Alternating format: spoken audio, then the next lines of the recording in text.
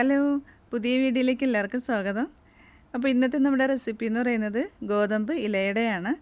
അപ്പോൾ ഇത് ഉണ്ടാക്കാനായിട്ട് എല്ലാവർക്കും അറിയാവുന്ന ഒന്ന് തന്നെയാണ്.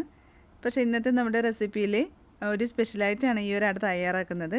നമ്മൾ ഗോതമ്പ് പൊടി ഉപയോഗിച്ചല്ല ഇന്നത്തെ ഈ ഒരു അട തയ്യാറാക്കുന്നത്. ഹോൾ ഗോതമ്പ് ഉപയോഗിച്ച് എങ്ങനെ നമുക്ക് അട ഉണ്ടാക്കാം എന്നുള്ളതാണ് കാണിക്കുന്നത്. വളരെ എളുപ്പത്തിന് തന്നെ തയ്യാറാക്കാൻ പറ്റും, അതേസമയം നല്ല ടേസ്റ്റുമാണ്. നമുക്ക് ബ്രേക്ക്ഫാസ്റ്റ് ആയിട്ടും ഇത് കഴിക്കാം, വൈകിട്ട് ചായയോടൊപ്പവും കഴിക്കാൻ പറ്റിയ നല്ലൊരു അടയാണെന്ന് തയ്യാറാക്കുന്നത്.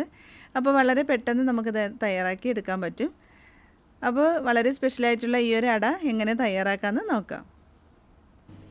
അട ഉണ്ടാക്കാൻ വേണ്ടിയിട്ട് ഞാനിവിടെ 2 കപ്പ് ഗോതമ്പാണ് എടുത്തിരിക്കുന്നത്. ഒരു 8 മണിക്കൂർ നന്നായിട്ട് വെള്ളത്തിലിട്ട് കുതിർത്തതിന് ശേഷം കഴുകി വൃത്തിയാക്കി ഊറ്റിയെടുത്തിട്ടുള്ള ഗോതമ്പാണത്. അപ്പോൾ നമ്മൾ വൈകുന്നേരമാണ് തയ്യാറാക്കണം എന്നുണ്ടെങ്കിൽ രാവിലെ വെള്ളത്തിലിടാം. നമ്മൾ രാവിലെ തയ്യാറാക്കണമെന്നുണ്ടെങ്കിൽ തലേന്ന് രാത്രി വെള്ളത്തിലിട്ട് കുതിർത്താൽ മതി. അപ്പോൾ നന്നായിട്ട് കഴുകി എടുത്തിട്ടുള്ളതാണ്. ഒരു 2 കപ്പ് ഗോതമ്പാണ് ഞാൻ എടുത്തിട്ടുള്ളത്. ഇനി നമുക്കിത് മിക്സിയിൽ നന്നായിട്ടൊന്ന് അരച്ചെടുക്കാം. അപ്പോൾ ഞാനിവിടെ മിക്സിയുടെ ജാർ എടുത്തിട്ടുണ്ട്. ഇനി ഇതിലേക്ക് നമുക്ക് ഈ കുതിർത്ത ഗോതമ്പ് ഇട്ട് കൊടുക്കാം. ഇനി ഇത് നന്നായിട്ട് നമുക്കൊന്ന് അരച്ചെടുക്കാം. ഇതിൽ വെള്ളമൊന്നും ചേർക്കേണ്ട ആവശ്യമില്ല. വെള്ളം ചേർക്കാതെ വേണം നമ്മളിത് അരച്ചെടുക്കാനുള്ളത്. വെള്ളം ചേർത്ത് കഴിഞ്ഞാൽ നമുക്കിത് നന്നായിട്ട് പരത്തിയെടുക്കാൻ പറ്റത്തില്ല. അപ്പോൾ വെള്ളം ചേർക്കാതെ നല്ലതുപോലെ ഇതൊന്ന് അരച്ചെടുത്ത് വരാം. അപ്പോൾ ഞാനിവിടെ ഗോതമ്പ് നല്ലതുപോലെ അരച്ചെടുത്തിട്ടുണ്ട്. ഇനി ഇതിലേക്ക് നമുക്ക് ആവശ്യത്തിന് ഉപ്പ് ചേർത്ത് കൊടുത്തിട്ട് കയ്യിൽ കുറച്ച് ഓയിൽ തടവി നന്നായിട്ട് ഇതൊന്ന് മിക്സ് ചെയ്തെടുക്കുക. നമ്മൾ ഗോതമ്പ് പൊടി കുഴച്ചെടുക്കുന്ന അതേപോലെ തന്നെ നല്ലതുപോലെ മിക്സ് ചെയ്ത് കുഴച്ചെടുക്കുക.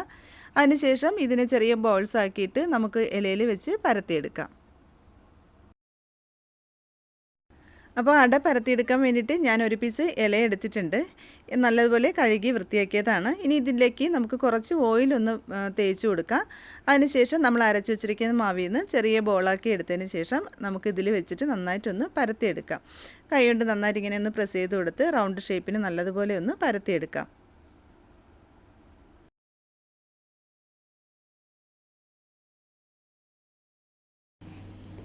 ഇനി ഇതിലേക്ക് നമുക്ക് തേങ്ങയുടെ ഫില്ലിങ് വെച്ച് കൊടുക്കാം. അപ്പോൾ തേങ്ങ ഞാനിവിടെ 1 കപ്പ് എടുത്തിട്ടുണ്ട്. ഞാനിതിലേക്ക് പഞ്ചസാരയാണ് ചേർത്ത് കൊടുക്കുന്നത്. പഞ്ചസാരയ്ക്ക് പകരം നമുക്ക് ശർക്കരയും ചേർത്ത് കൊടുക്കാം. ഞാനിവിടെ ഒരു 3 ടേബിൾ സ്പൂൺ പഞ്ചസാരയാണ് ചേർത്ത് കൊടുക്കുന്നത്.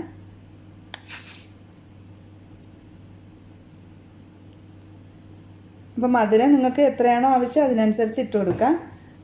ഇപ്പോൾ പഞ്ചസാര വേണ്ടാന്നുണ്ടെങ്കിൽ അതിന് പകരം ശർക്കര എടുക്കാം. ശർക്കര പാനി കാച്ചി നമുക്കിതിലേക്ക് ആവശ്യമുള്ള മധുരത്തിന് ഒഴിച്ചു കൊടുത്ത് ഒന്ന് മിക്സ് ചെയ്തെടുത്താൽ മതി. ഒരു 1/4 ടീസ്പൂൺ ഏലക്കാപ്പൊടിയും കൂടി ചേർത്ത് ഒന്ന് മിക്സ് ചെയ്ത് കൊടുക്കാം.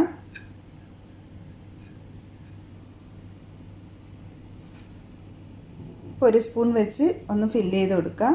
അപ്പോൾ എത്രയാണോ നമ്മൾ മാവ് പരത്തിയെടുക്കുന്നത് എത്രയാണോ അതിനനുസരിച്ച് തേങ്ങ ഫില്ല് ചെയ്ത് കൊടുക്കാം. അപ്പോൾ ഞാനിവിടെ 1 സ്പൂണാണ് ഇട്ട് കൊടുത്തിട്ടുള്ളത്. അപ്പോൾ ഇതേപോലെ ഒന്ന് ഫില്ല് ചെയ്ത് കൊടുത്തതിന് ശേഷം നമുക്കിതിനെ ഇല ഒന്ന് മടക്കിയെടുക്കാം. അപ്പോൾ ഇതേപോലെ ഒന്ന് പ്രസ് ചെയ്ത് കൊടുക്കുക, നന്നായിട്ട് മടക്കിയെടുത്തതിന് ശേഷം. അപ്പോൾ ഇതേപോലെ തന്നെ നമുക്ക് ബാക്കിയുള്ളതും കൂടി റെഡിയാക്കാം.